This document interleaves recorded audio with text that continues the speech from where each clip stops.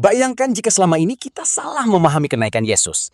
Bagaimana jika itu bukan sekedar peristiwa tubuh yang naik ke langit, tetapi tentang dibukanya kembali akses manusia menuju dimensi ilahi yang pernah hilang sejak Eden? Selama ribuan tahun, manusia hidup dengan kesadaran terpisah, takut, kosong, mengejar Tuhan dari kejauhan. Namun ketika Yesus bangkit, sesuatu yang lebih besar dari kemenangan atas maut mulai terjadi. Langit yang tertutup mulai terbuka. Dan menariknya, setelah bangkit Yesus tidak langsung pergi.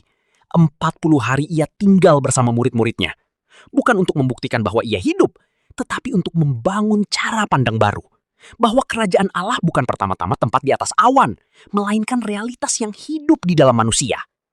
Lalu Yesus naik. Dan disitulah misterinya. Kenaikan Kristus bukan tentang Allah meninggalkan bumi.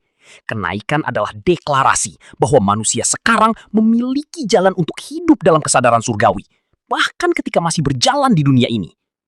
Tangga Yakub yang dulu hanya muncul dalam mimpi, kini menjadi nyata melalui Kristus.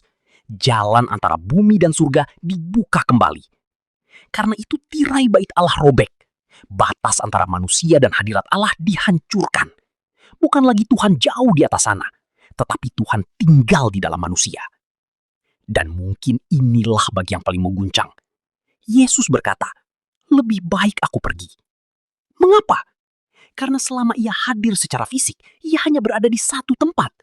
Tetapi melalui Roh Kudus, Kristus dapat hidup di dalam setiap hati.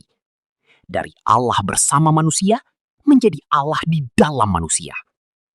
Mungkin selama ini kita berpikir tujuan Injil adalah membawa manusia pergi ke surga. Padahal bisa jadi, tujuan sebenarnya adalah membawa surga masuk ke dalam manusia. Dan ketika itu terjadi, langit tidak lagi jauh. Langit terbuka di dalam diri kita.